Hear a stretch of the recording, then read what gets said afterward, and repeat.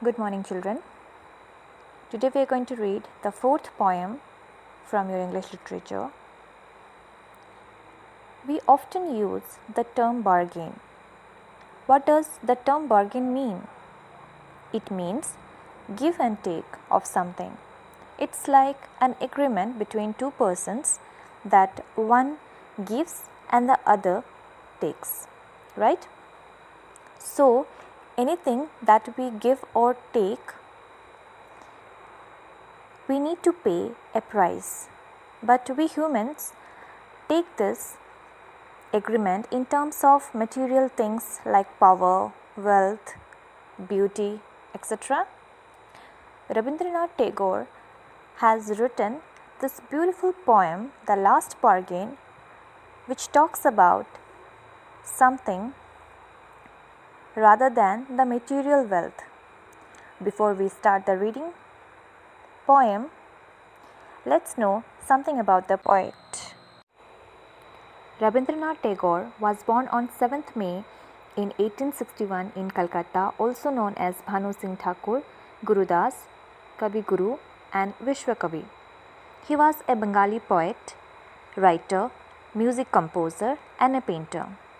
He has won many awards like Nobel Prize in Literature for his notable works like Gitanjali, Ghora, Rabindra Sangeet, National Anthem, Jana Gana Mana and Amar Sonar Bangla also is his composition.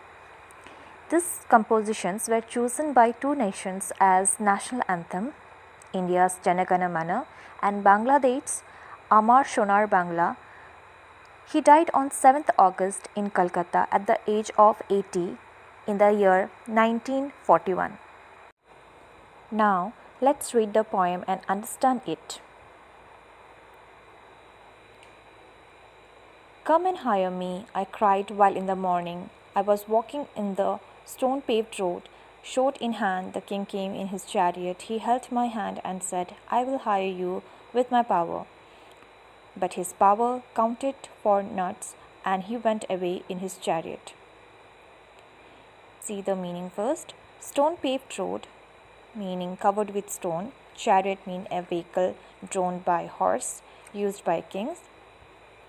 Counted for naught means unimportant.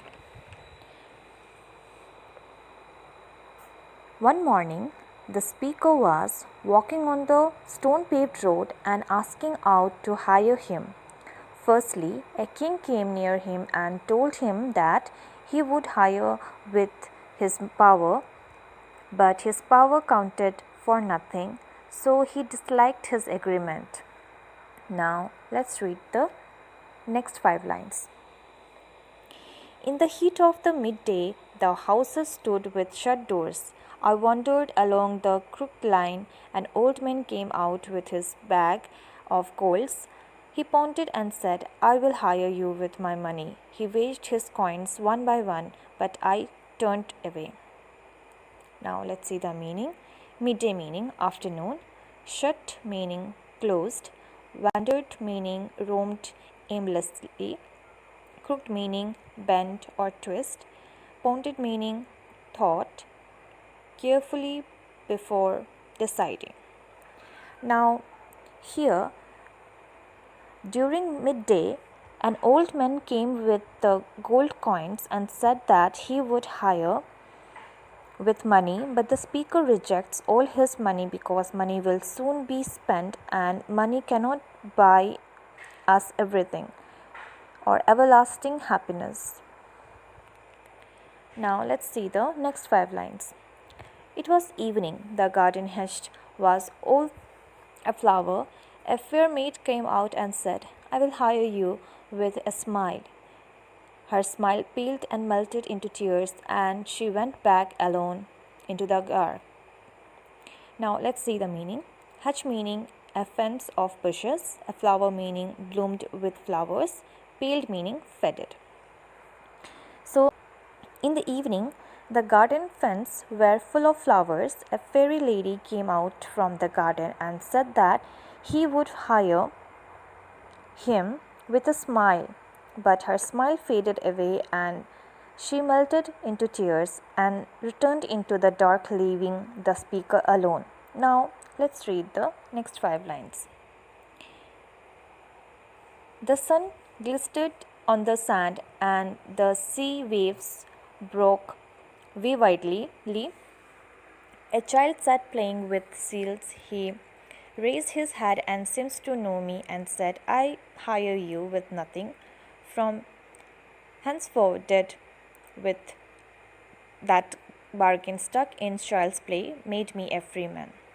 Here the meaning: glittered, meaning shone or sheer, past form of shine.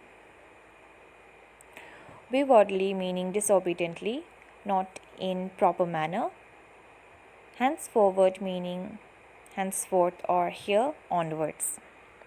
In the last step, child playing with shells and said he would hire him with nothing, and poet accepted his agreement, but speaker was attracted by the flawless character of the child, as he accepted the agreement of the child because the bargain of the child makes the speaker a free man, free from the material world.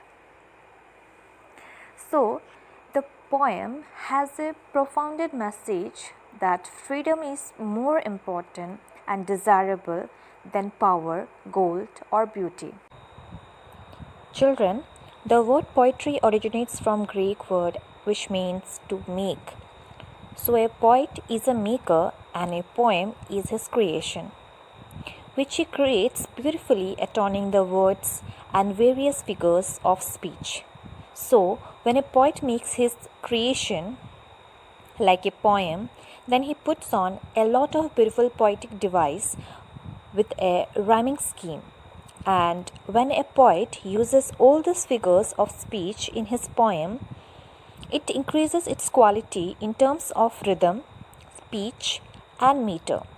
In the poem The Last Bargain, the poet Rabindranath Tagore has used some of the devices to beautify his creation. Now let's look at the rhyming scheme followed in this poem, and also let's analyze it. A rhyming scheme is generally the pattern of sounds that repeats at the end of the line or stanza. And for this, we need to check the last word of each line and start giving it alphabet like A, B, C, etc. If the word rhymes with the word of any previous line's last word, then we give the same alphabet, or else we give it a new alphabet. So, as an example, let's take the first stanza of the poem and let's see what rhyme scheme is used here. Come and hire me, I cried, while in the morning. Now, if you look at the last word, it is morning, and therefore we are going to give it alphabet A. I was walking on the stone-paved road. Now, the last word does not rhyme with the morning. Therefore, I am going to give it a new alphabet B. Sword in hand, the king came in his chariot. Now, this chariot does not rhyme either with road or with morning. It is a new word. So, I am going to give it a new alphabet C. He held my hand and said, I will hire you with my power. Now, power does not rhyme with any previous last words like chariot or road or morning. It's a new word. Therefore, I am going to give a new alphabet to it and make it D. But his power counted for naught, and he went away in his chariot. Now I have this word repeating again. Chariot repeats with the last word of the third line. So I will give the same alphabet as I had given to the third line, that is C. Therefore, the rhyme scheme becomes A, B, C, D, C. Likewise, you can find out the rhyme scheme of any stanza given to you. That's all in this session today. I hope you understood.